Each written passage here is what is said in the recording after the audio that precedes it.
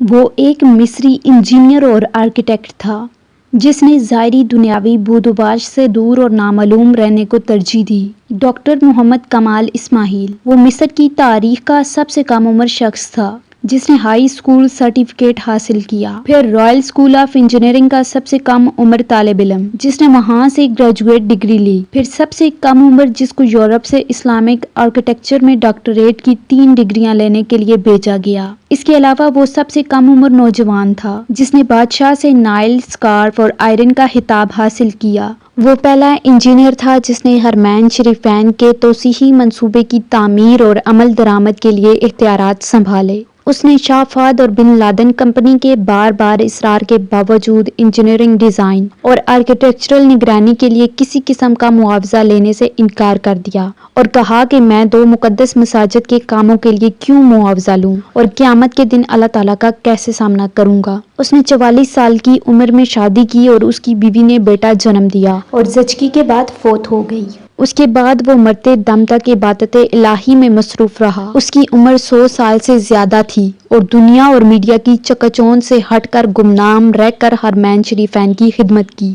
اس عظیم آدمی کی حرمین شریفین میں نصب کیے گئے سفید پتھر کے حصول کی بھی بڑی دلچسپ کہانی ہے۔ یہ وہ پتھر ہے جو حرم مکی میں مطاف چھت اور باہر صحن میں لگا ہے۔ اس کی خصوصیت یہ ہے کہ گرمی کو جذب کر کے فرش کی سطح کو ٹھنڈا رکھتا ہے۔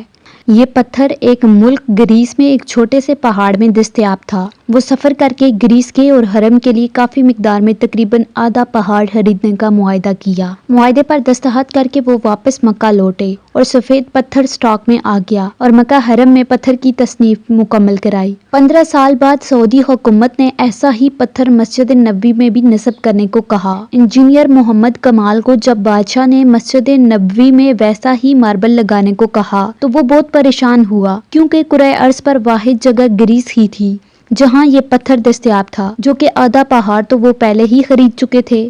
انجینئر محمد کمال بتاتے ہیں کہ وہ گریس میں اسی کمپنی کے چیف ایگزیکٹو کے پاس گئے، اسے ملے اور ماربل کی بقایا مقدار جو بچ گئی تھی اس کے بارے میں پوچھا۔ چیف ایگزیکٹو نے بتایا، وہ ماربل تو ہم نے آپ کے جانے کے بعد بیچ دیا تھا، اب تو 15 سال ہو گئے ہیں۔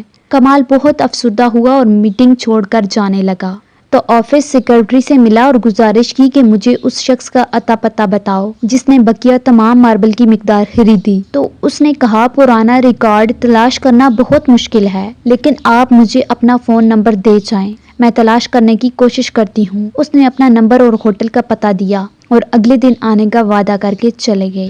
دفتر چھوڑنے سے پہلے کمال نے سوچا کہ مجھے کیا ضرورت ہے کہ کس نے خریدا، اللہ خود ہی کوئی بندوبست کر دے گا۔ اگلے دن ایئرپورٹ جانے سے چند گھنٹے قبل اسے فون کال آئی کہ مجھے ماربل کے خریدار کا ایڈریس مل گیا۔ اب میں بہت آہستہ رفتار سے دفتر گیا، اب کیا کروں گا خریدار کے ایڈریس کو، کیونکہ اتنا لمبا عرصہ گزر گیا ہے۔ کمال دفتر پہنچا تو سیکرٹری نے کمپنی کا پتہ دیا جس نے ماربل خریدا تھا۔ جب کمال نے پتہ دیکھا تو کچھ دیر کے لیے اس کا دل دھڑکنا بھول گیا کیونکہ وہ کمپنی جس نے ماربل خریدا تھا وہ سعودی تھی۔ کمال نے سعودیہ کی فلائٹ پکڑی اور اسی دن وہ سعودی عرب پہنچا اور سیدھا اس کمپنی کے دفتر پہنچا اور ڈائریکٹر ایڈمن کو ملا اور پوچھا کہ آپ نے اس ماربل کا کیا کیا جو گریس سے خریدا تھا۔ اس نے کہا، مجھے یاد نہیں۔ پھر اس نے اسٹاک روم سے رابطہ کیا اور ان سے پوچھا کہ وہ سفید ماربل جو گریس سے منگوایا تھا کدھر ہے، تو انہوں نے کہا وہ ساری مقدار موجود ہے اور اس کو کبھی استعمال نہیں کیا گیا۔ تو کمال ایک بچے کی طرح رونے لگا اور کمپنی کے مالک کو پوری کہانی سنائی۔ اس نے کمپنی کے مالک کو بلینک چیک دیا اور کہا، اس میں جتنی رقم بھرنی ہے بھر لو اور ماربل کی تمام مقدار میرے حوالے کر دو۔ جب کمپنی کے مالک کو پتہ چلا کہ یہ تمام ماربل مسجد نبوی میں استعمال ہونا ہے تو اس نے کہا، میں 1 ریال بھی نہیں لوں گا، اللہ نے یہ ماربل مجھ سے خرید کرایا اور پھر میں بھول گیا۔ اس کا مطلب یہی تھا کہ یہ ماربل مسجد نبوی الشریف میں استعمال ہونا ہے۔ ناظرین، آپ کو ہماری یہ ویڈیو کیسی لگی اس کے بارے میں کامنٹ ضرور دیجیے گا۔